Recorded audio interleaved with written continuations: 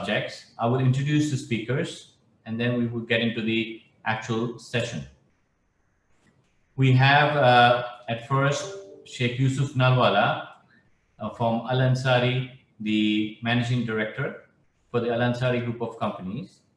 And he will be speaking on the VAT impact on the economy. After which we have CA Huzefa Nagoda, who will be speaking on the VAT impact on the local and international trade supply chain. He's primarily the principal consultant for Navigate Consulting. And then we shall conclude with CA Pavitra Ji Balaji, who will be speaking on the VAT, her journey in her company GE, and that how she has gone through the VAT implementation. We will finally have Shabir Boxwala, who is the convener for the Indian Social Club Borrowing, conclude with his comments. I would like to now welcome Sheikh Yusuf Nalwala to please begin his talk. Thank you.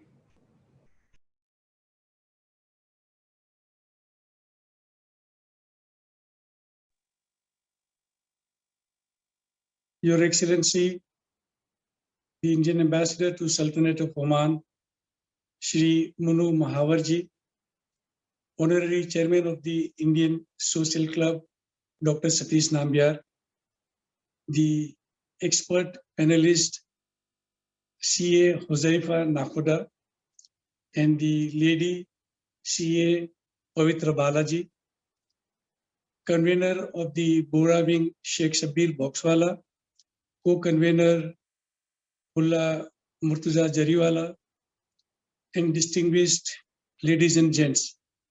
I am really pleased to have got the opportunity to share my views on this very important and relevant subject in today's time. It is a time when everyone residing in Oman needs to know how VAT will impact our life, our business. Incidentally, I will clarify for very few people, VAT is the acronym for value added tax. The moment we hear the word tax, people get worried and concerned. And I want to dwell more on why we must accept VAT wholeheartedly rather than shy away or feel uncomfortable about it. So these are my views as to why we should not worry about VAT and why we must implement it wholeheartedly. Some of the points from the Google, it is neutral, imposed on everybody for every kind of purchase and sales. It is going to impact everybody, so one should not feel that he is marginalized or victimized. It is going to impact everybody. It would be a good incentive to control cost because the common man's expenses will now be increased by the percentage of the VAT value in their outgoings. So if your cost is going to increase, maybe you will become more careful on what you spend money on. And the other thing is, it is transparent and traceable at every purchase sale point, thus discouraging the parallel economy, which is normally associated with antisocial activities. So these are the benefits of the VAT from the Google point of view. And in my personal opinion, if we have to think about tax, are not people paying more tax in Western and American countries? And what is their state of affairs? Whereas in Oman, we don't pay tax on anything on an individual capacity. In those countries which have imposed tax, what is the lifestyle given to the citizens and residents? They have free healthcare, free education for children. There is more social security. Do we not want the residents of Oman to enjoy similar things if the income of this country will improve? And we all know for the fact that the country is going through an economical challenges because of a lower oil prices, and they are in need of the money to meet the capital expensive and repetitive expenses. So it is our duty bound to be a part of this country. Another thing is for the resident of Oman, we don't enjoy a cleaner atmosphere, cleaner air and cleaner water at our home. Is not our family safe and secured in this country? Do we not enjoy an excellent network of roadways, which gives you a pleasure to move around in the city? And the freedom of education, like Indian community is able to have its own curriculum taught to their children. You cannot have the same facility in Saudi Arabia. People have the freedom of faith. We have churches and temples also along with the masjid in this country. So in a country where you are blessed with so many facilities, and when the country needs something, are we not duty bound to support? Apart from this philosophical thing, I have a couple of other ideas. Is any financial thing is normally impacting two sets of people. One set of people is those who are rich, wealthy, and affluent, and the other set is those who are hand to mouth or who have difficulties in managing to make two ends meet. As far as the well-to-do are concerned, should they be thinking about this thing? They should wholeheartedly do it. But supposing if they get this idea that they will be supporting weaker people, and why should they pay the full expenses? I'll give them an example from our Islamic belief. It is a belief in Islam that if somebody wants a help and the person whom he is seeking help from has the ability to help, and if he refuses to help, all the good deeds of the person whom he is seeking from, like his prayers and his fasting and going to Umrah and Hajj, will be rejected by Allah subhanahu. He does not want people to pray him. He prefers that people support his creation. So every rich person who is well-to-do also must realize that it is his duty to help the government, help this country who needs the support to give a better lifestyle to the people. Now, going to people who cannot afford, there is another incident when a poor man goes to our Prophet Rasulullah sallallahu alaihi wasallam, saying that his income is very low. What should he do to improve or increase his income? The remedy recommended by our Prophet was a paradox. Contrary to what he had assumed, he said, spend more money on charity. This person is wondering, I have not enough to eat. Where do I spend more money for charity? Our Prophet says that is the correct solution, and you will certainly see the benefit. Now, for those who are Muslims, this may be a very convincing argument. Let me give you another simple argument. During the time when the planting starts, if a farmer has few grains from which he can eat or from which he can do planting, what would he do? Would he consume the food and deprive the land from planting, or he will be intelligent, keep a small portion of grain for his consumption and invest most of the grain for planting so that he reaps a heavy harvest?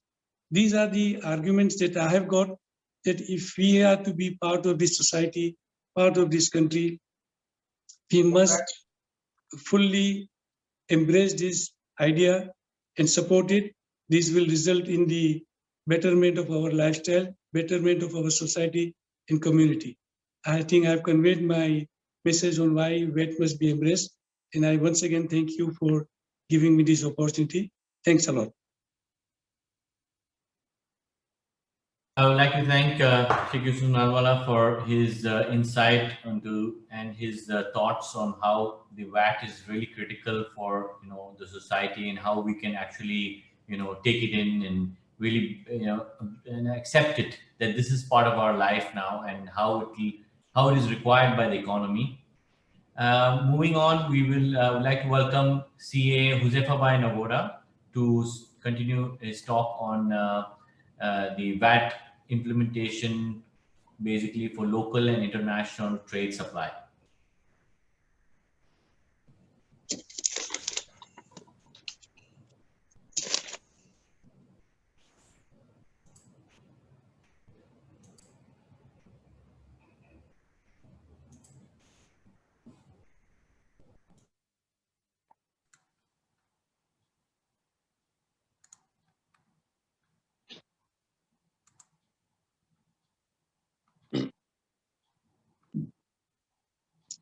We cannot hear. Yeah, okay. Thank you, Sheikh Murtaza. Your Excellency, Shri Manu Maharji, we are honored to have you today. And I think with His Excellency's presence here, it can well be underscored that what is the pervasive importance of the topic what we are discussing today. And along with the ambassador, I would also like to thank all the heads of the respective wings of the Indian Social Club for their presence here, and all the members of the Indian Social Club for joining us. And VAT, as we know, is a vast topic. And today, like I'm sure in the last few months, you have attended a range of information sessions, and many of you, I'm sure, are well on your way to the VAT implementation as well. Here in the limited time what we have today, what we like to focus on, what is the direct impact what VAT is likely to have on our day-to-day trade, what we are going to do. And as we see, majority of the business houses here are engaged in trade. Yes, you do have the manufacturing entities, etc., but then they also engage in the trade transactions. So what we are looking at today is that don't look VAT as purely a tax alone. Sheikh Yusuf Bhai look more at the social aspect and the necessity for VAT for the economy and the necessity for us as social animals to contribute to the society. But what is a distinctive factor of VAT as far as just any other taxation? Like in Oman, you've already had corporate tax for so many years, so you have been exposed to taxation, but VAT is going to be different. What we are going to talk about today, I think, as all accountants and lawyers do, we are going to give a disclaimer first that please don't hold me against whatever I say against me, because whatever I'm sharing with you here is what is extracted from the laws and guidelines which have been issued by the government authorities from time to time. Yes, there are certain places where my opinion will come in. You can hang me for that if my opinion is wrong. Okay.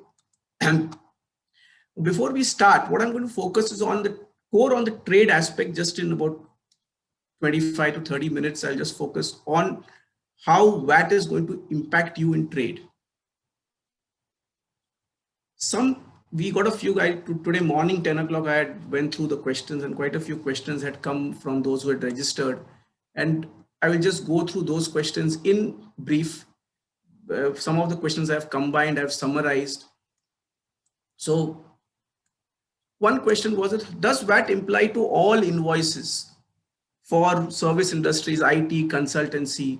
Somebody's asked, how will small traders file VAT and record VAT? Now, this is a very, very basic question.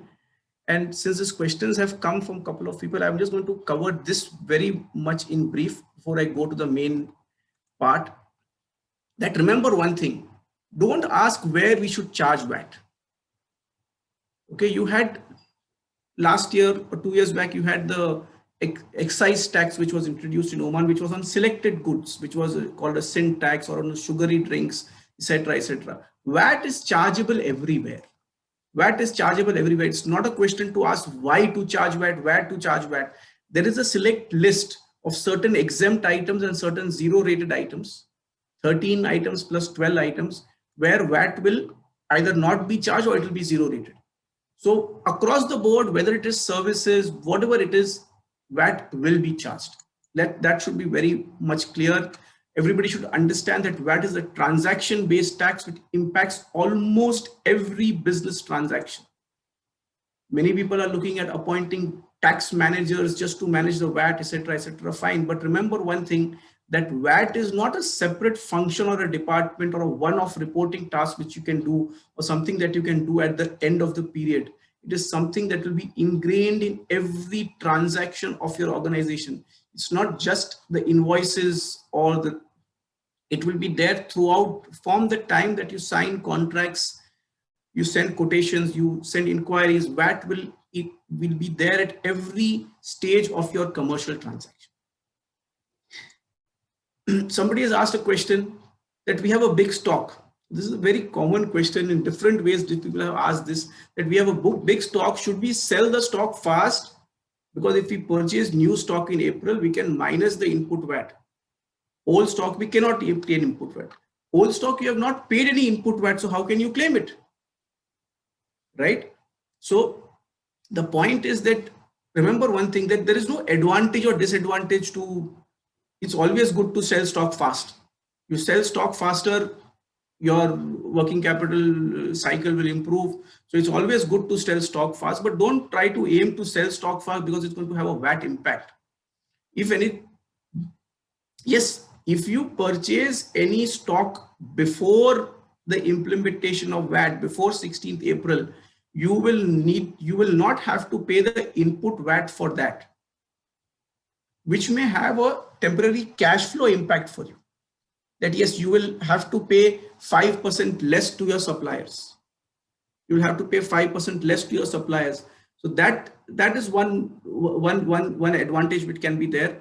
So if at all, I would say that buying early would be an advantage because you will not pay VAT. If you pay late, yes, you will pay input VAT and you will be able to claim it back. How do exports affect after VAT implementation? That I'm going to cover the whole section on exports. So when I'll look at that.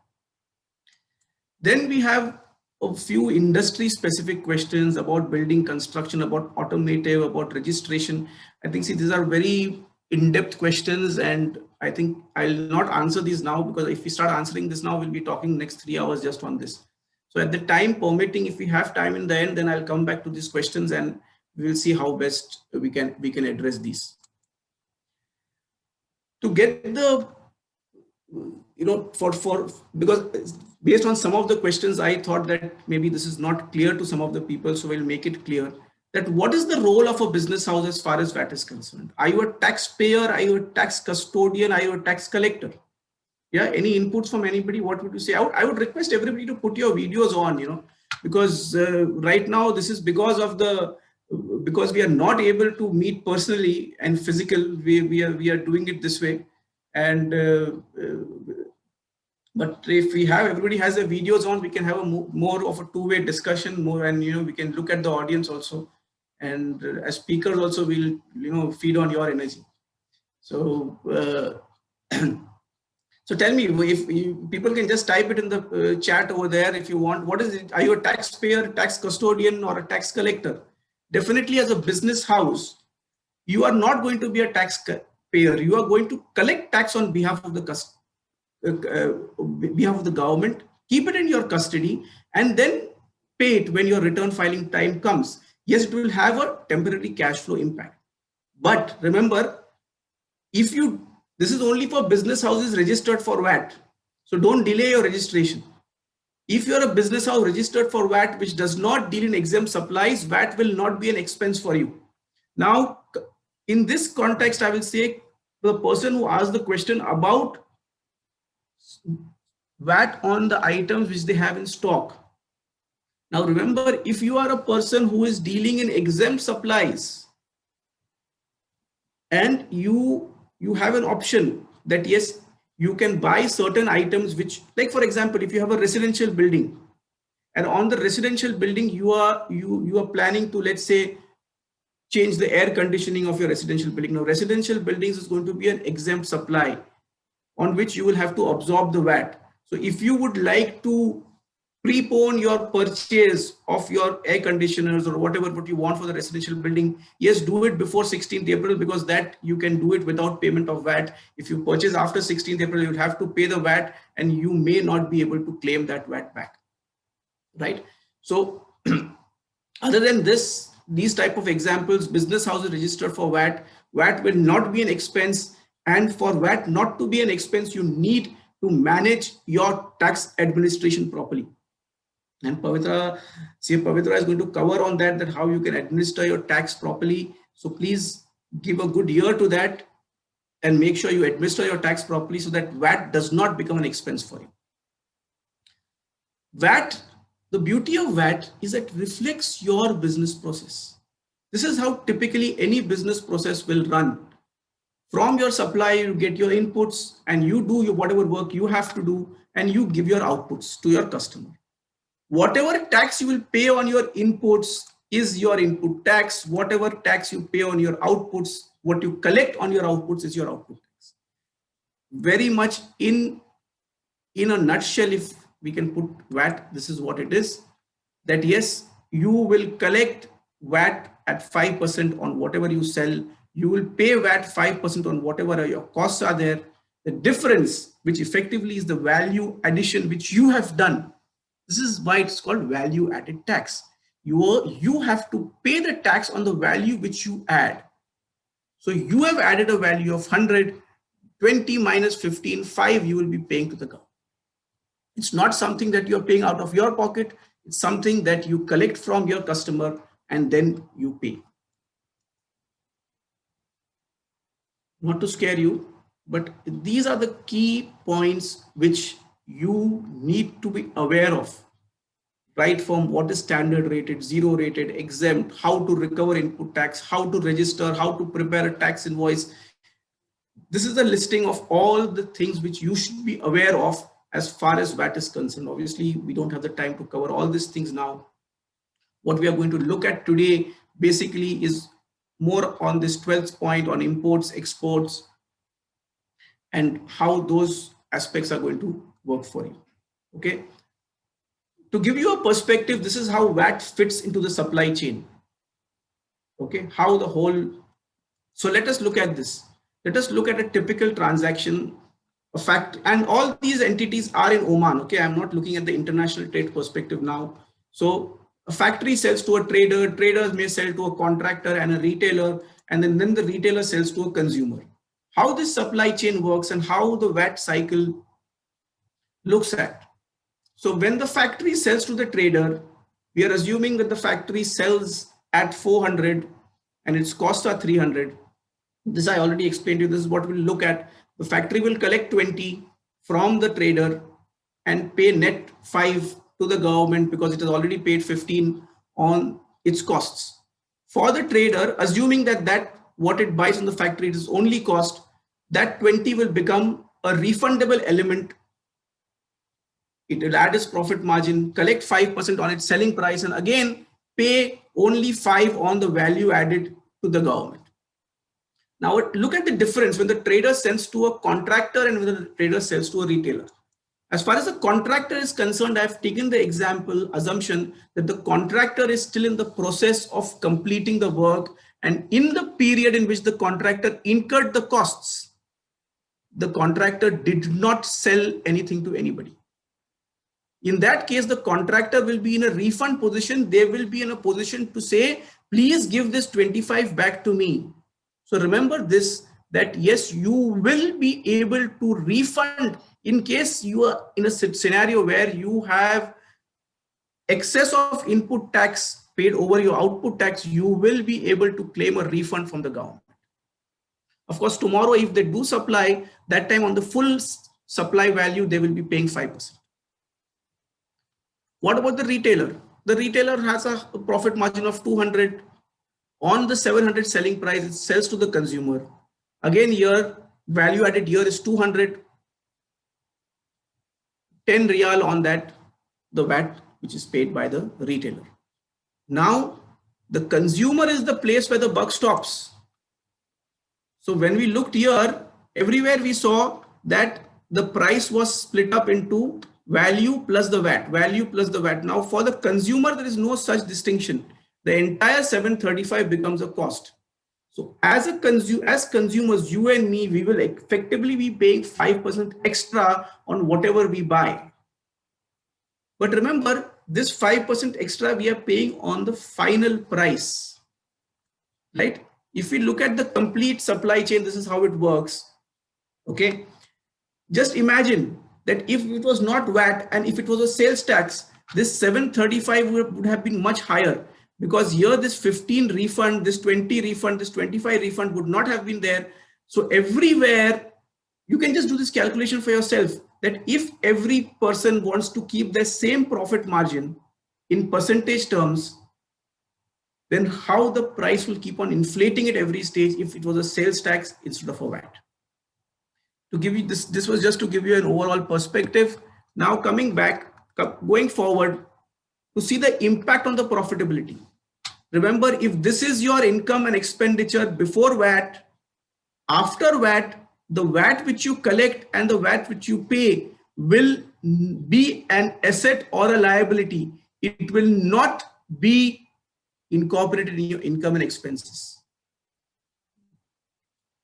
For those who want, so this is an example I've given you for that purpose, that yes, you will, let's say, pay 5% VAT on your rent, on your purchases, on your administration cost, on your selling cost.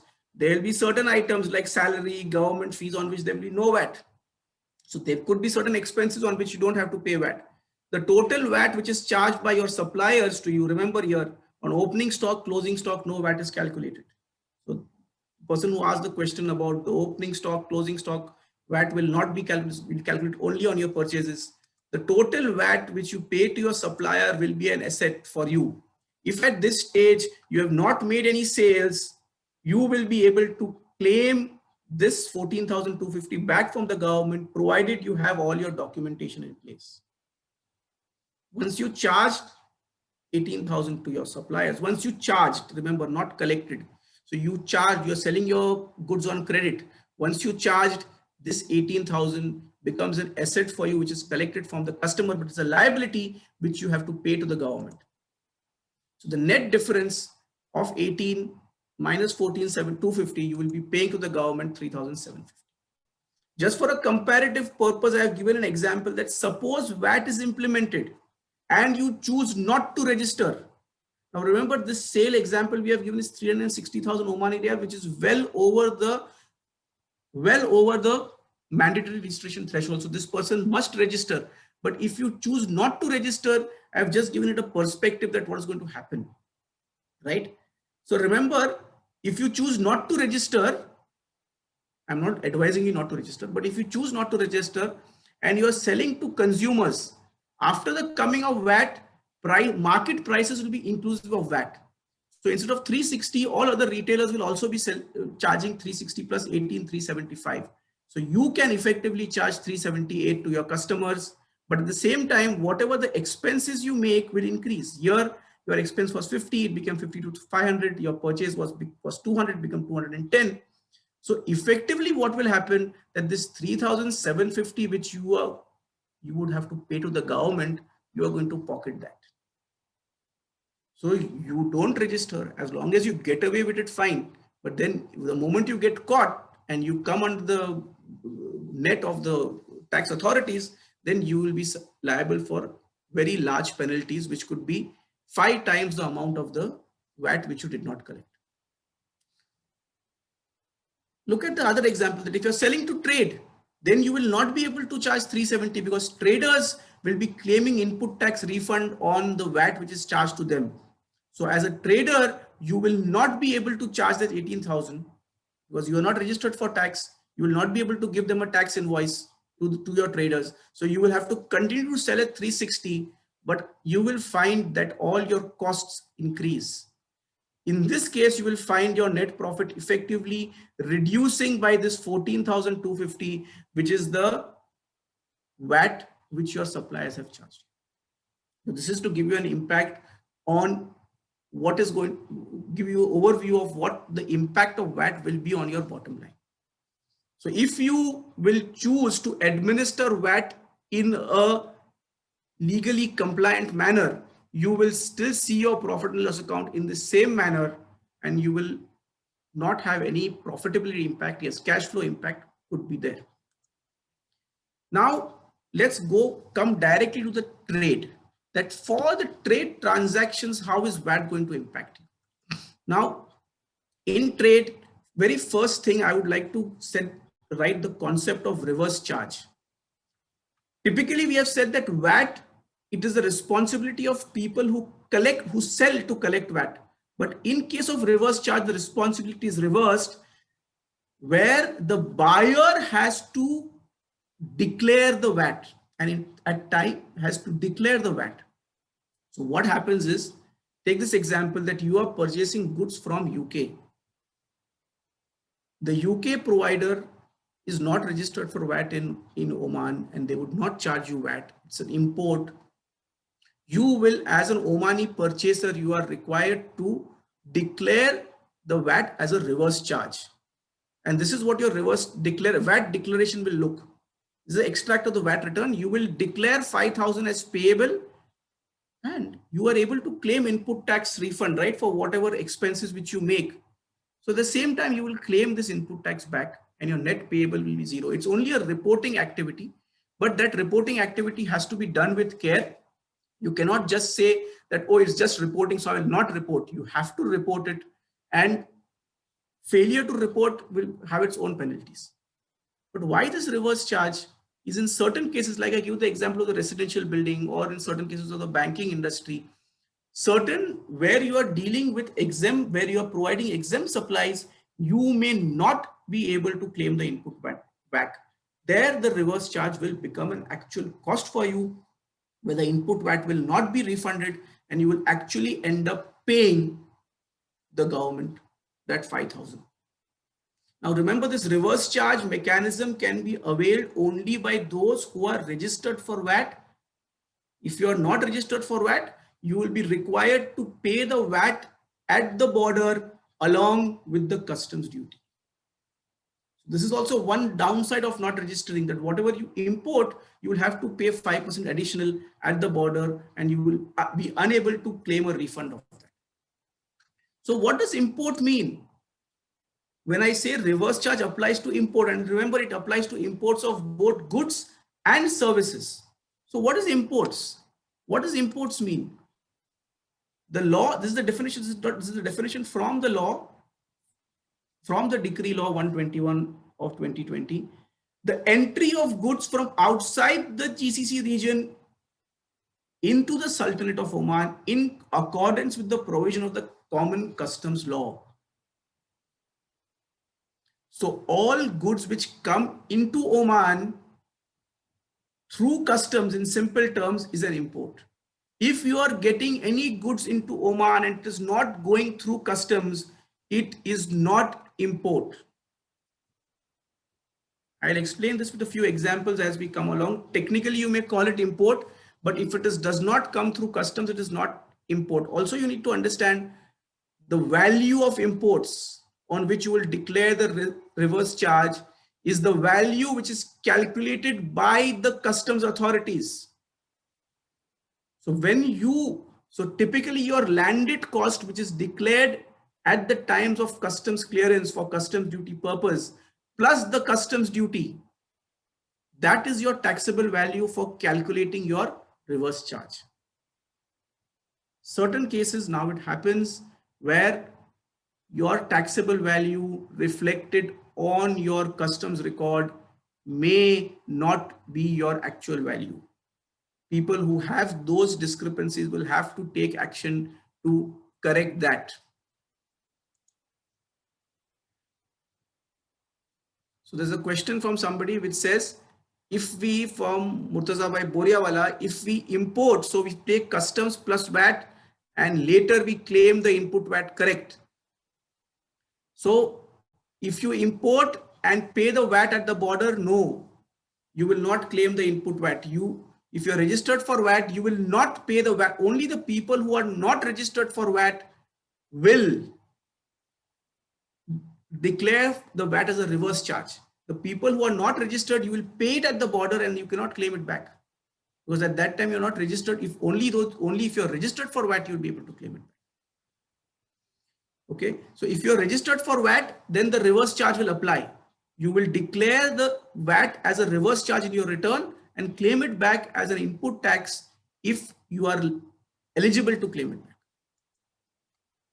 So Similarly, for exports. Now, I'm just going to give you the theory part of it, and then when I give you some examples, it will be more clear. So what is the definition of export? It is again, export also, it's the exit of goods from the Sultanate in accordance with customs law. So when the goods come into Oman or go out of Oman, you need a customs bill of entry or custom bill of exit.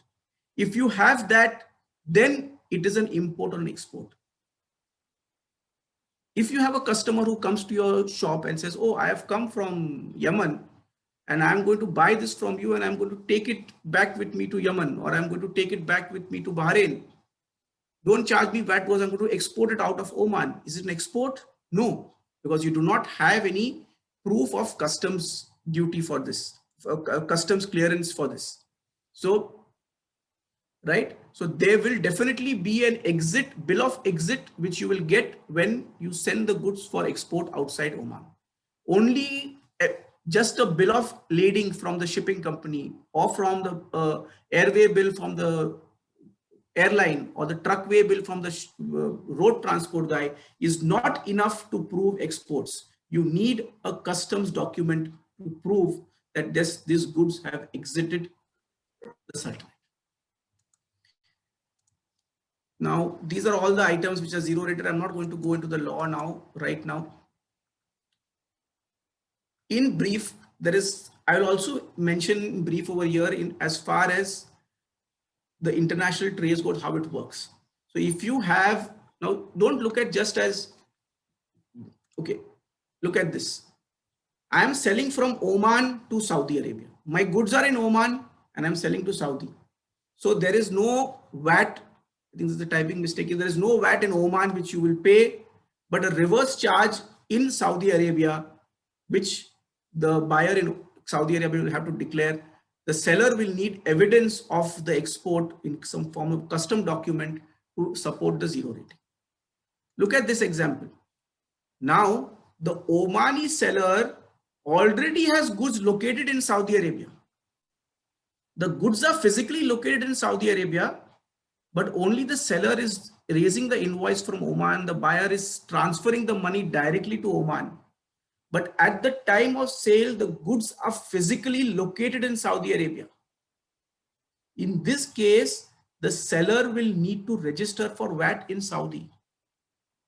These items will be out of scope of VAT as far as Oman is concerned. Because when these goods arrived, the customs clearance in Saudi has been done by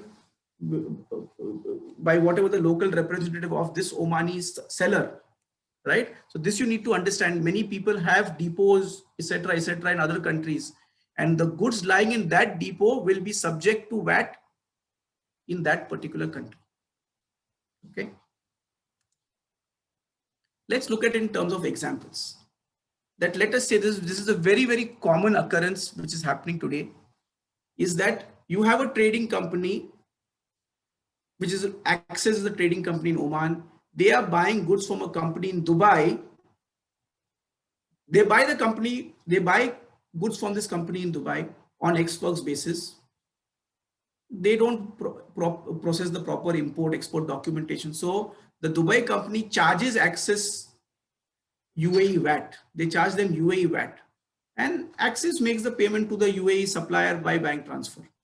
Now what Access does, they hire a transport company. Tell them, I'm giving you this lump sum amount. I'm not bothered about customs duty, anything. I'll give you this much to bring the goods to my warehouse. How that guy clears the goods, whatever he does, is not bothered. In this case scenario, now tell me, what are the implications for Access? Will Access get a refund of the UAE VAT which they have paid to their supplier? And what obligations does Access have as an importer of goods into Oman? Anybody has any thoughts on this? Yeah, any inputs from anybody?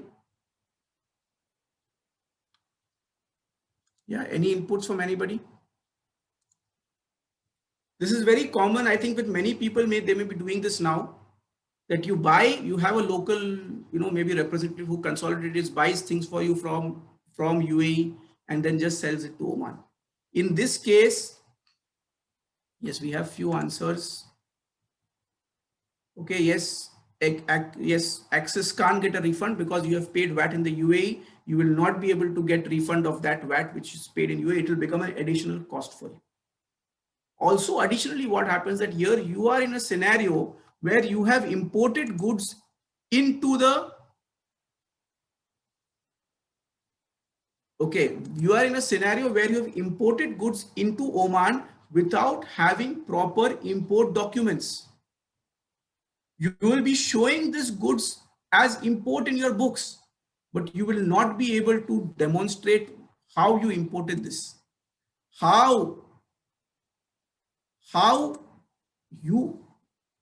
It is quite possible that one comment very rightly, we have said that the Oman government may deem a 5% customs duty and just charge you for that if you're not able to prove from where you got these goods. What typically happens in this case is transporters make a consolidated bill of entry and pay one consolidated amount as customs duty. What is the value they put, we don't know, and the goods come into this thing. Effectively here, you know what you have done? The transporter is the importer of record, and you are effectively buying these goods from the transporter, but you are not paying the transporter.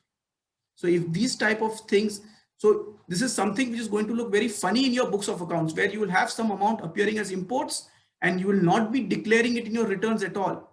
So tomorrow, if you get a VAT audit, you're going to be in problem, right? So the advice in this case is that you need to correct the system. You need to process the proper import documentation. Once you do that, you don't need to pay 5% VAT to your supplier in UAE. You will need to, of course, pay customs duty, and then the VAT you can declare as a reverse charge. Let's look at this other example. Okay, that you have a company which represents, a German company in Oman. The buyer directly, the seller directly invoices the buyer, okay, and the buyer directly makes a payment to the German supplier, and the German supplier pays commission to Axis on the sale value. Your Axis is the agent. So is there any VAT implication in this case for Axis? Let's not look at all the parties. Let's just look only at as Axis. That Axis, does it have any VAT implications? What are the VAT implications for Buzz, who's the buyer of the goods? Yeah. Any thoughts from anybody on this? Yeah, for this particular transaction, what would be the VAT implications? Now, typically in this case, yeah, okay, somebody said it is a deemed supply. This is not a deemed supply. What happens here? Buzz is the buyer, and Buzz has officially brought this, we assume, through the customs channel into Oman. VAT, Buzz will be the importer of record. Buzz will declare reverse charge and then claim the refund, whatever it has to claim. Okay. Suel the German company has no VAT liability in Oman. For Axis is going to be a problem because Axis is providing a service in the Sultanate of Oman to its German supplier for which it is paying commission. Axis may have to charge VAT to its German supplier. Axis may have to charge VAT to its German supplier, on which VAT the German supplier may not be able to claim a refund. This is a dicey, a little bit of a gray area and how this thing will work.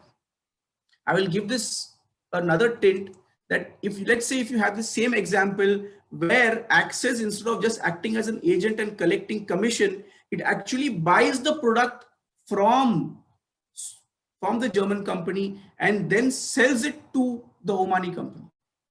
In that case, Axis will become the importer of record, right? And then it will, but here that's not what it's saying. It's saying Buzz buys the products on CFR terms, for it is directly invoiced by Axis and makes payment to Axis. So the seller now becomes Axis. The seller now becomes Axis. But what will happen in this case is that, now see, it's a fine difference, okay, where the Axis is acting as a seller. But in this case, the buyer will remain Buzz. The VAT implication for Buzz will remain the same. They will still remain the importer of record. They will still declare as a reverse charge. but Axis here is a seller, it is not a commission agent. In this case, will Axis have any VAT liability? Now, Axis is the supplier in Oman. Axis is a supplier in Oman. It is supplying to another customer in Oman. But will it charge VAT? Will Axis charge VAT to Buzz in this case? What do you feel? Will Axis charge VAT to Buzz in this case? Yes, somebody said yes, Axis will charge Buzz VAT in this case. No, because when the goods came into the Sultanate, who did the customs clearance? The customs clearance was done by Buzz. So the Buzz was the importer of record. If Axis has imported this goods in its name and then sold to Buzz, then it would have charged VAT. But what we have given in this example, it buys the goods on CFR terms, it is directly invoiced by Axis, customs clearance is done by Buzz, Buzz is the importer of record. For Axis, this supply will become an out of scope supply because they purchased these goods from Axis in Germany, from the German company in Germany, and in Germany itself, they sold it to Buzz. Why? We said CFR terms. When CFR terms, the bill of lading was issued to Buzz when the goods were loaded on the ship in Germany. Buzz became the owner of the goods when the goods were loaded on the ship. So remember, in the VAT administration, you need to have very robust knowledge of your Incoterms, international trade law regulations, and both you need to apply in consonance. Many people here think that yes, Axis is in Oman, Buzz is in Oman, Axis should charge Buzz, but no, that is not the case, right? So just a difference, a little bit of difference in the earlier case where where Axis was acting as a commission agent, a slight change in the transaction, the VAT liability is changed. For some of the people who are selling to hypermarkets, retailers over here. So typically this is what normally happens for you, right? That hypermarkets deduct listing fees, rebates, space rental from the sale amount which you charge from the sale amount which is recoverable.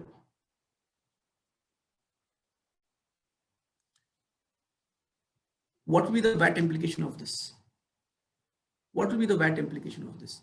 You are selling, let's say today you are selling to Lulu, and Lulu is charging you listing fees for the products. Lulu deducts rebates based on the turnover which they have. What will be the VAT implication for this? Most of these in these transactions, currently what happens is that the customer issues a credit note to the supplier and just deducts it from the payment. That's how it works. But after coming of VAT, all these listing fees, commissions which the customer collects from the supplier will be a taxable supply which is made by the customer to the supplier. So in this case, the customer will have to issue a tax invoice to their supplier for the listing fee. Sometimes they charge gondola rental. For all these tax invoices will have to be raised. This is the issue which we are facing with many of the clients who are selling to this hypermarkets, that no, this is not how it works for us. But that is how your supply chain your documentation will need to change. That you will need to ask your customers to issue you tax invoice, because effectively they are charging you for something. And then you will claim that as an input VAT, and this items will be shown as an income as a taxable supply in their returns. Right? So this is to give you a perspective of how the entire process works. I think I'm very much running out of time. I had a few more examples and I'm going to skip that. Okay. And I think transition rules, okay. So I think I will just, there's quite we have shortage of time, and basically see what I will tell you in conclusion is that when you look at value added tax, please look at value first. Look at the value chain and look at how you're adding value. If you're looking at that, if you look at your entire value chain, if you look at your entire business process and evaluate the VAT impact at every stage of the process, you cannot fail. So look at value addition first, and then look at the tax part later. Things will fit in very well. Okay. So if you have any questions, we'll take it towards the end. I think I will just end this for now, and I'll hand over back to you, Murtaza. Thank you very much, Say Huzefa Nagodam. Really, I think I really like the way you explained all the different examples, and you use pictures to kind of make it interesting for us, so we could, see how the different aspects and the different scenarios work. Very informative, and I think all of us had something to take away, even though it was limited time, and you covered quite a lot of information. Now I would like to move ahead and welcome CA Pavitra Balaji, and I think she's going to be talking about how her journey has been for VAT implementation in our organization, and all the global experience that she brings to the table for all of us. Please, welcome. Thank you, Mr. Murtaza, and good afternoon to the esteemed panel, Your Excellency, and to the members of the Indian Social Club. Firstly, I want to thank you for the opportunity to address you all. The reason being, Oman and Muscat in particular is a place which is very close to my heart. Although I'm currently based with GE in Dubai, I spent 10 years of my early career in Oman doing tax and audits with KPMG. And, I have some wonderful memories of the country. I love the place. I have made some lasting friendships, both with the expat and the local community, which still stands in good stead till date. So much of what was, articulated about the philosophy of the country, I can relate to it. So it's a pleasure to have this opportunity to talk about my experiences on the VAT, and also to share some insights, I would say, in terms of the practical aspects of how the VAT implementation, changes, I think, the business processes significantly, right? So with that, let me share my screen. Yes.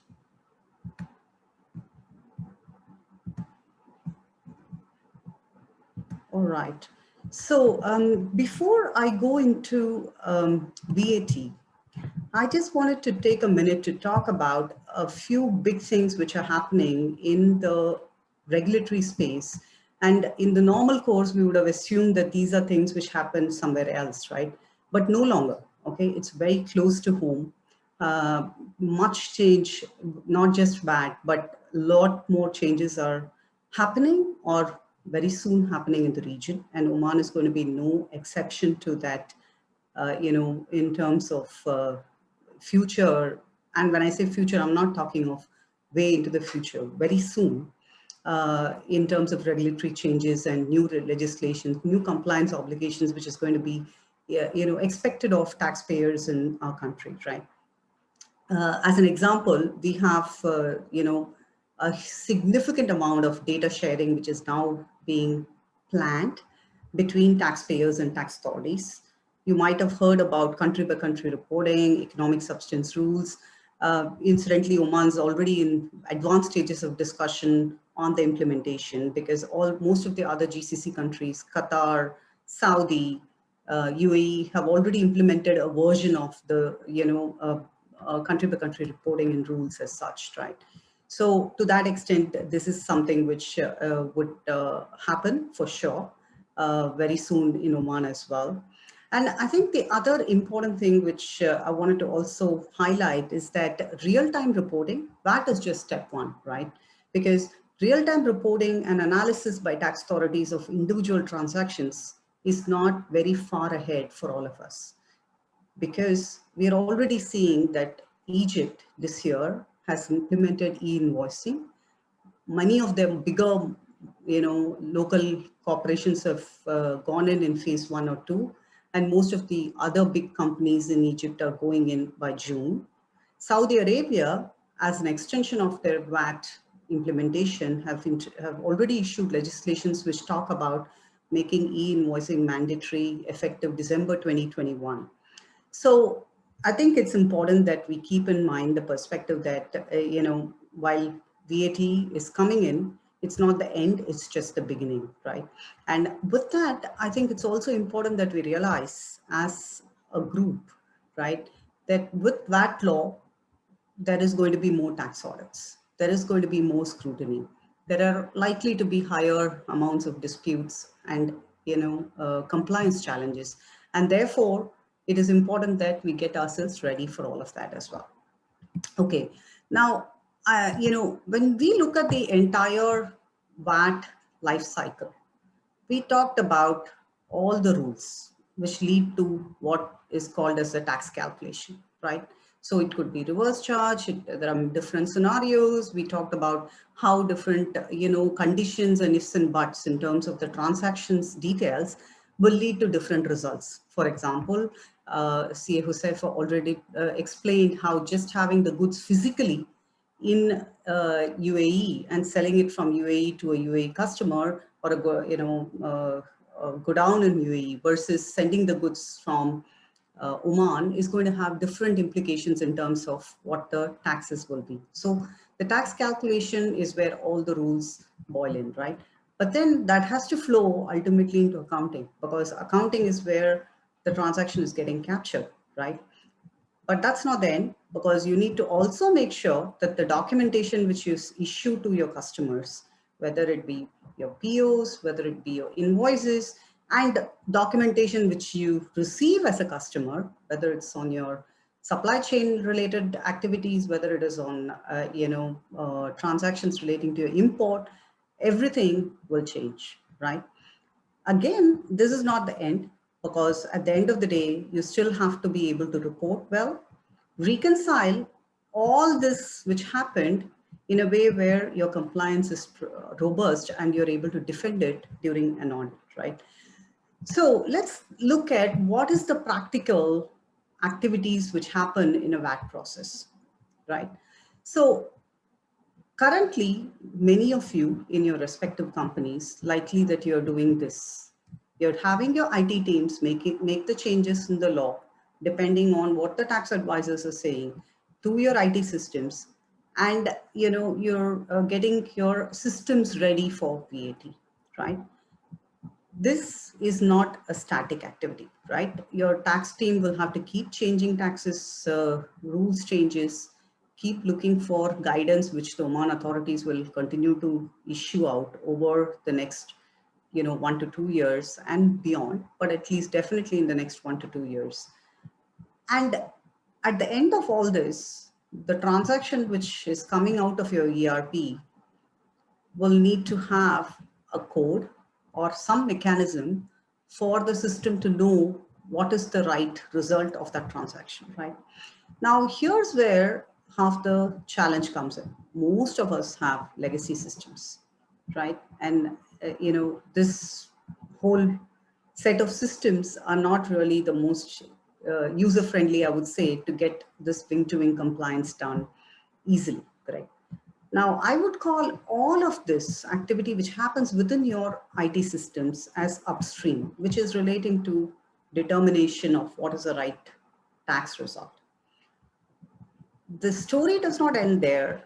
Extracting this data, you're expected to do consolidation. You're expected to look for errors, right? Populate any data in a required format. Incidentally, many of the countries in Europe and very soon in our region are going to ask for specific format in which they will accept the data, right? What I mean by that is they would say, I want to see ABC, in this particular format. And that will definitely happen. It is a matter of when, not if, right? So populating the data in the required format is going to come our way. And then you have to consolidate all of this, get your return prepared, and get the return into the tax authorities and make your remittances. Many a times, most companies, including bigger companies like mine, right, struggle with this downstream process. I know that today you're working a lot on the upstream, but my suggestion and advice would be to also have a strategy on the downstream. Why? Because we talked about how input VAT is not a cost.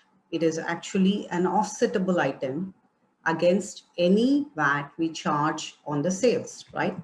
Now that holds good only if we are able to make sure that the compliance which we have out here in terms of consolidation and reporting is done correctly, and we have the documentation to support the input VAT. If not, it becomes a cost.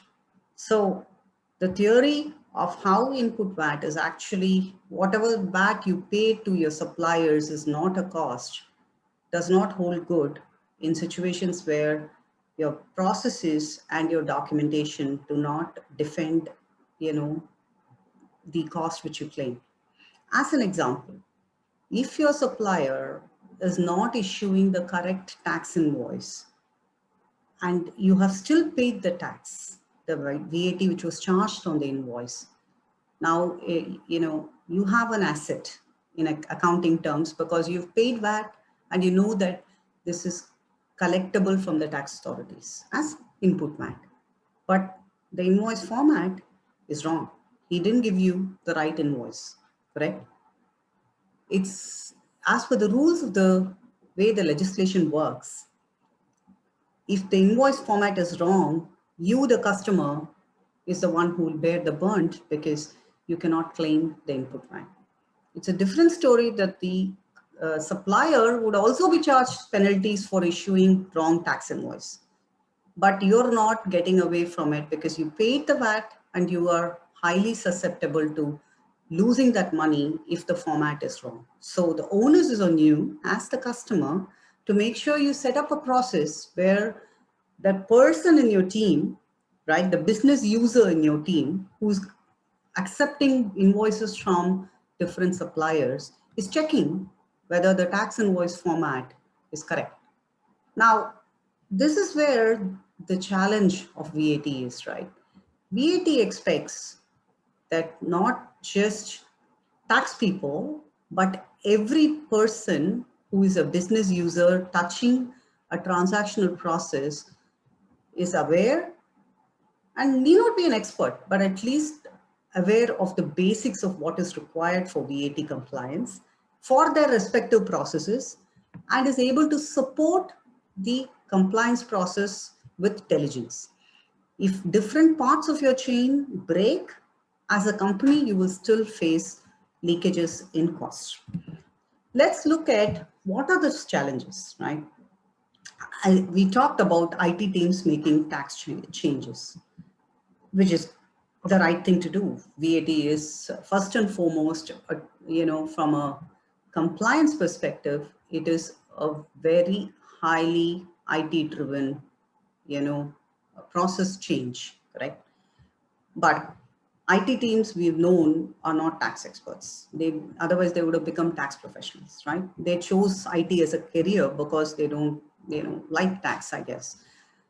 So you're asking IT teams to do changes if there is no clear, strong handoff from the finance or tax teams, right, to the IT teams, then, there may be many a slip between the cup and the lip.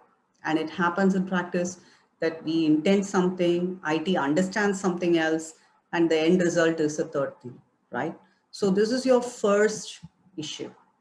Actually, the first issue I should say is really the system itself. Most of these systems are very old versions. They do not have very detailed tax codes. Most of our data, which is already there in the system, like your master data on supplier, customers, is incomplete. We have never had to go and hunt for, the correctness of the data in our master data in the past. With VAT, that becomes so important. If the data on supplier master, customer master, if you use items or service types in your item master. All these data needs to be clean, clear, because when you ask for a refund, let's say you're having a situation where when CA Hussefa gave the example, he was talking about, you're a wholesaler who's got, or a manufacturer who's incurred costs, but you've not yet started supplying. So you have input VAT and you're going to claim a refund. Yes, in principle, you're entitled to a refund. But the moment you go for a refund, tax authorities never give back money without checking, without auditing. They will ask you for data. If you don't have your data clean and clear, although the theory that you are entitled to the refund is correct, you won't get it, because the onus is on you as the taxpayer who's asking for a refund to be able to give those data points and documentation in order to qualify and satisfy the tax authority that the refund you're asking is genuine. Okay. Now, it is natural of tax regulators worldwide to not give back money very easily, right? So, anytime you're in a refund scenario, the onus is higher on such companies to be having their processes really shipshape, okay? So master data is a big issue which we need to look out for. Invoicing. Many systems don't have very smart, flexible invoice formats. So yes, there is the theory, there's a law which has already said this is what I want in a tax invoice. What if my ERP or my accounting software is not able to issue invoices which are, compliant in line with the regulators' requirements? I would say if you're having one system and if you're working with just one accounting software, mostly the invoicing is the easier part to handle. But we know in practice, even mid-sized groups and definitely the larger groups don't work on one system. They work on multiple subsystems. In my company, we have 50 ERPs working, for multiple businesses, which could be on 3 or 4 of them could be under one legal entity platform. So I have to work with changes and the look and feel of an Oracle plus a SAP plus maybe some legacy system, coming out of, let's say, MS Dynamics, right? So that becomes a challenge because as a legal entity, I will not be able to always be sure that my invoicing will be compliant with what's the expectation of the tax authorities, right? And reports. We talk about, ultimately, I have to give reports to the tax authorities, but even before going to a tax authority and an audit, I have to give report to my tax department or my tax consultants, which will help him to understand all of these transactions and all these things which have happened in the business in a way where he's able to capture it and prepare my returns. If my reports are not coming out in a very detailed, clear manner, it's going to be a disaster, okay? Second point, which is also a challenge in many places, is the fact that, the tax code, like most bigger ERPs, I wouldn't say the small ones, but definitely the bigger ERPs use this concept of a tax code. What is a tax code? A tax code is a systematic way of saying it is a particular type of transaction, because we see in VAT there are so many concepts, right? Reverse charge, zero rated, exempt, standard rated, imports. All this has to be translated into something systematic, which the accounting can explain properly, right? And tax codes are the way accounting softwares have been designed in order to help the, let's say the coder or the transaction creator and accounting person to explain what the transaction is. But here again, the process, remember we talked about VAT not being an accounting process or a tax process. It is a purchasing process. It is a invoicing process. It is a stock process. Now, the people who are touching all this are not trained for tax, right? It's not fair to expect that each of these people should know the difference between an exempt, a zero rated and a standard rated transaction and apply the right code, which will lead to the right results. So training that user group, you have to first map out what are your transaction flows? And within that, who touches the transaction at what stage? So find your touch points, your weak links in that process, who, if they do not know what the VAT implications are, can create a lot of challenges downstream. Those are the individuals within the process you need to train, make them tax aware, and at least be adequately savvy of what is the VAT on different types of the basic concepts. And have a tax manager or tax consultant be a go-to person when any non-standard challenging transactions are encountered, right? The third one is consolidation and reporting. Now, Oman has introduced VAT group, right? What is VAT group? VAT group means that although there are, let's say, in a business group, 10 companies, each company is a legal entity in itself, right? And if you apply the VAT law in its, core essence, every transaction of that company, whether it is selling to group company or rather to a related party company or to a third party, should attract VAT. But in our region, in the GCC region, business houses play a very important way of structuring business operations, right? Many groups have these related party crisscrossing going on, where you have, let's say, a fleet company which hires out cars regularly to all the group companies, right?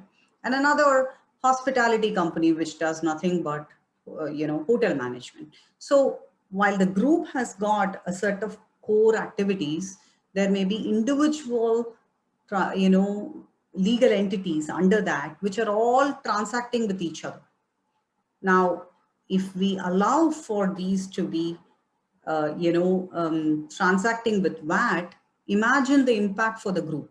There will be leakages all around. Eventually, you may be able to recover it, but it will be a big cash flow short-term problem. So in order to help local business groups in the region, all the countries which introduced VAT have introduced the concept of VAT group. Now, VAT group means that if I have transactions between company A and companies belong to, say, MSD group, right? Then you can go to the tax authorities and say, both these are my, group companies, treat them as one and ignore all transactions which happen between us. So don't expect company A to charge VAT to company B and vice versa. When we come and file, we'll put the transactions of both A and B together in one kitty and file one report, which will give you the transactional details for our group, which is well and good because it helps you to save unnecessary tax between A and B activities, right? But there is a downside to it, meaning you need to have, let's say A is in Tally and B is in SAP. You have to report A plus B in a way where it makes sense and it's normalized and uniform. It's not easy. You have to have a plan to make sure that the consolidations are not leading to unintended error, right? And also when you do consolidations, the world of accountants love Excel. We do multiple things in Excel. We take things out, we put numbers in. Then somewhere when there's an audit and somebody asks, okay, explain this number to me, there's no audit trail because you have 4 files. As I said, maybe 2 from Tally and 2 from SAP. And the 4, when you add it together, doesn't match with what you reported. So you need to have a plan on how are you going to ensure that the numbers which are getting reported in your VAT returns have proper backups in terms of data, which is giving a proper audit trail, which can go all the way back to the source system. That's very important. Okay. Then the other important thing is to eyeball for errors, right? Now, what I mean by that is you cannot, unless you're a very small company with very minimal transactions, given the fact that VAT touches every single business process. I wouldn't say every single, but most business processes. it is very, very difficult to have a system where you can do 100% reviews. It's just not possible, right? Because of the sheer volume. So you need to have a mechanism of how are you going to look for errors, which can lead to unintended tax mistakes in your filings in a proactive manner before you make the filing. And in this context, I want to highlight an example of what has happened recently in the UAE for just as a point of reference, right? In the UAE recently, the Supreme Court ruled that if there is a revised return which a company voluntarily does for errors which it has identified. So here's a situation where as a company, I went and filed something. After 3 years, when I was checking back, I found that I'd done A plus B is equal to C and there was some formula error, right? And I know that my tax which I paid was less by 100,000 riyals, right? Now I want to go and correct it voluntarily, right? And if I do that, in the past, because I was a good taxpayer, honest person, and I went and unilaterally changed it, the penalties and interest sticker was not levied for the period from when I filed my original wrong return to the period when I corrected it, right? There was there was a penalty on the tax amount itself, but there was no time penalty, like every month, 1%, such things were not levied. Supreme Court said, no, there's no distinction. Whether I find it or you find it, you should still pay interest and penalties from the time when, the original return was due. Likely that Omani authorities may be a lot more, taxpayer friendly. My experience from the past has shown that the Secretariat General in Oman is a lot more, I would say they are more friendly to the users and the taxpayers. The intention is more important for them than, the actual outcome. So if we've made a genuine error, they might not be so aggressive and punitive like some other jurisdictions are.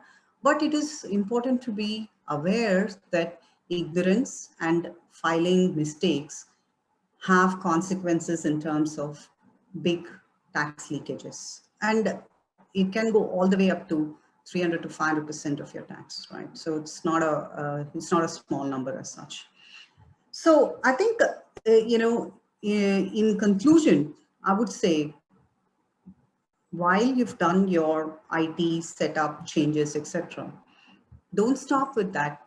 Please look to see what can technology do to improve that process, because the stress on human beings was very high. Technology in the world of technology has changed a lot. Okay, I know when we talk of RPAs and bots, it seems like the Mars rover, but no longer.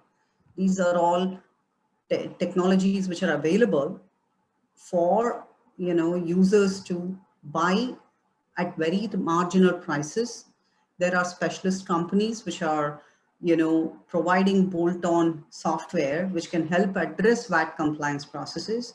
Depending on the volumes of your organization or your group, do look to see what are the soft risks which is not visible on the surface, right? Like, yes, the most important thing and the first thing you need to do is to understand what is the right VAT treatment for your respective transactions. Whether you should apply zero rating, whether you should apply standard rating, whether you should charge VAT, whether you should claim it, whether if it's exempt, I can't claim it. Those determinations are super critical, but the story doesn't stop there. It's just the beginning. You need to make sure you look through your entire cycle of the transaction and accounting and business process flow to find all those hidden risk factors, bring it out to the front and plan it. If you do that and set it up as a process, then VAT should be a seamless, easy process. If not, we are only setting ourselves up for challenges going forward. So with that, I conclude my pitch, and I'm happy to take any questions and back to the speakers. And yeah.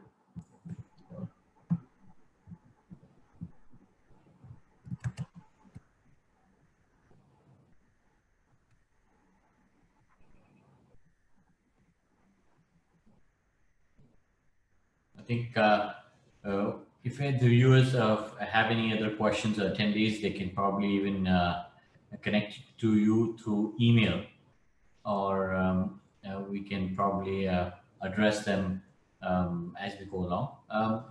But we really like to thank you, CA Pavitra ji, and for your valuable input. It really showed, all the ground reality challenges that you can face when you're actually implementing it, and I really like the insight that you gave on, the downstream areas we need to focus on, where there could be challenges that, could be overlooked mainly because of the manual processes.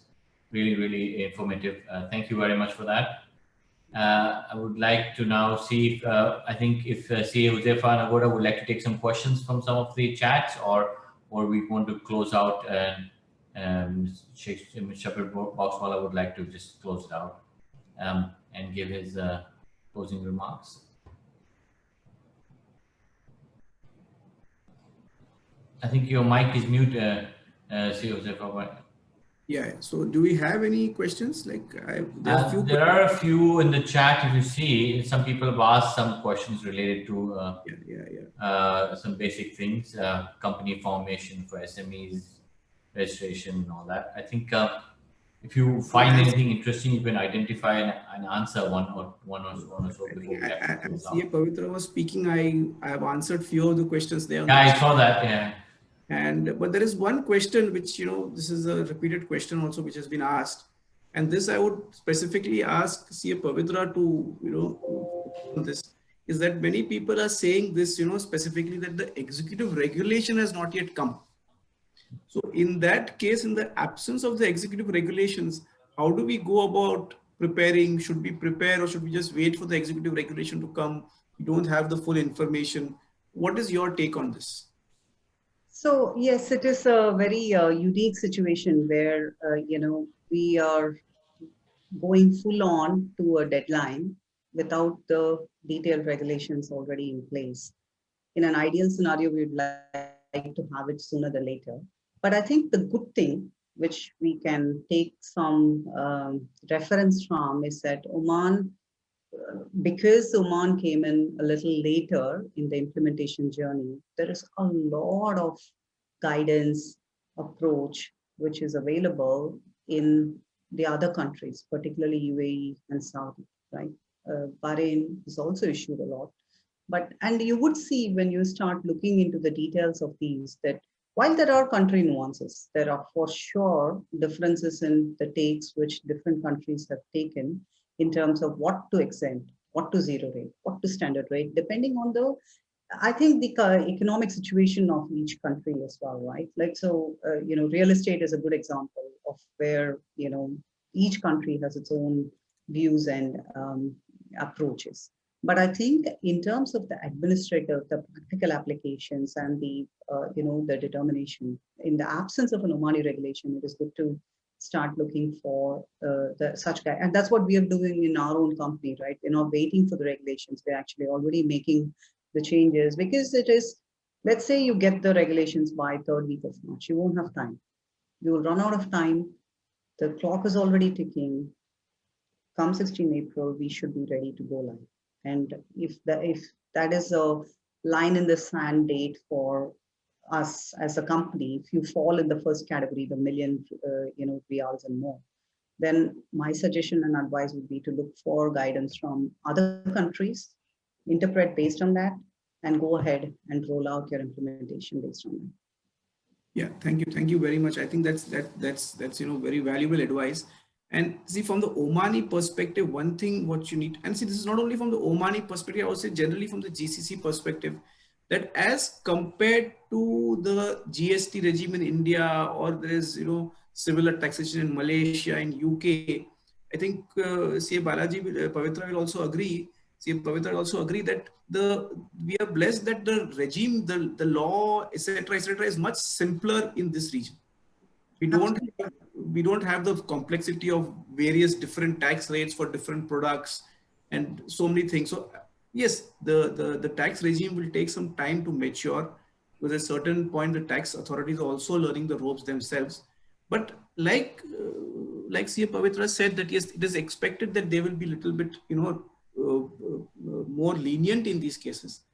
Correct. But one point which you need to understand, one thing which I would like to highlight here is that if you will see the experience of excise implementation in Oman, the executive regulation was actually issued after the implementation date. And even now the current law provides, it provides that the executive regulation can be issued 6 months after the implementation date. So it is not mandatory for the law itself does not require the executive regulation. Right now, 3 have already been issued, okay, which are fairly simple, which are listed the 95 items, which are food items which are exempt, and the thresholds for registration, which have been mentioned. But besides the law, if you go to the Tax Oman website, you will find at least 15 files over there, which are, different types of 15, it is 15 or 16 because it is both Arabic and English version. So effectively there are about 8 files there, which are the law plus so many guidelines. So there is so much things which you can pick up from those guidelines. For example, one example is the tax invoice format. The tax invoice format would be given in the regulations, but it has not been given, but the guidelines have provided a format. So it is something that you can follow. Yeah. So I think that's not an excuse. I think everybody has to start working for the implementation, like should have started yesterday. So if you have not started yesterday, I think you need to start burning the midnight oil. Yeah, agree. Really very valuable input from both of you, and thank you very much for that. Really appreciate it. I think this brings a lot of benefit for all of the viewers today in this session, and we would like to thank all of them. I think I'll hand over to hello, sorry, someone is asking a question. Yes, Current RFQ for that. hello. Okay, can we do it this way? Is there someone who? Sorry, I think that was by mistake. Okay, I would like to now ask Sheikh Shaburbhai Boswala to kind of help us do the closing remarks, and so we can have a wrap-up session. Sure. Thank you so much. It was great. And your closing remarks of both CA Pavitra and CA Huzaifa has actually put everything in a nutshell very nicely.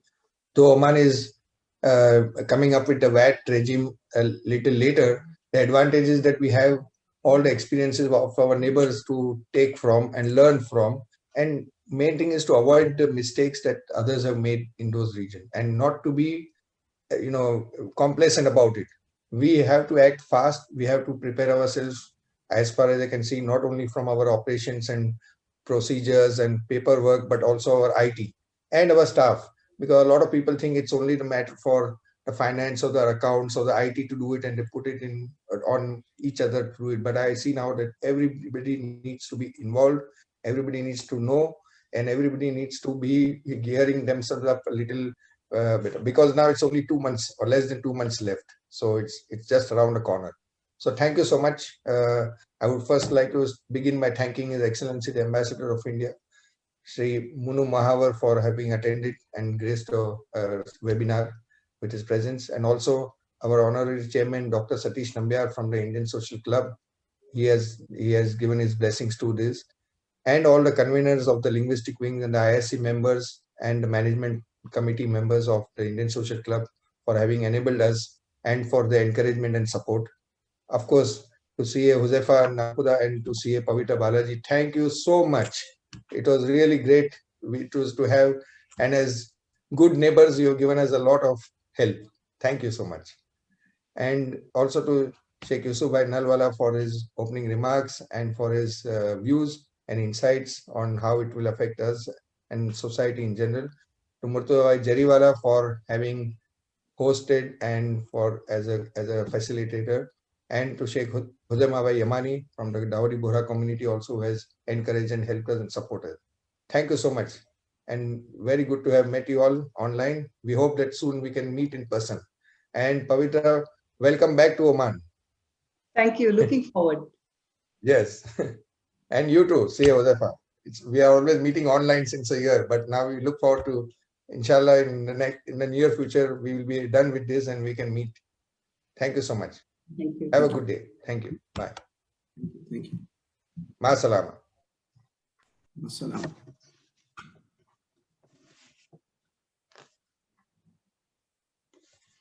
Thank you. You can unmute Thank you, Your yourself, Excellency. sir.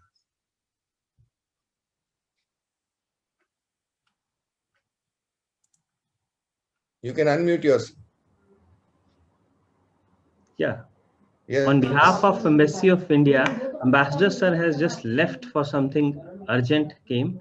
I would like to thank you, all of you. Thanks a lot for this very interactive and knowledgeable session on VAT. Thank you. Thank you so much. Yeah. Thank you so much, Thank you sir. very much. Thank you. Thank Please you. thank His Excellency again from us. And Thank you so so on. much. Because they are, we keep on changing with this counter structure. So Have a always good day. keep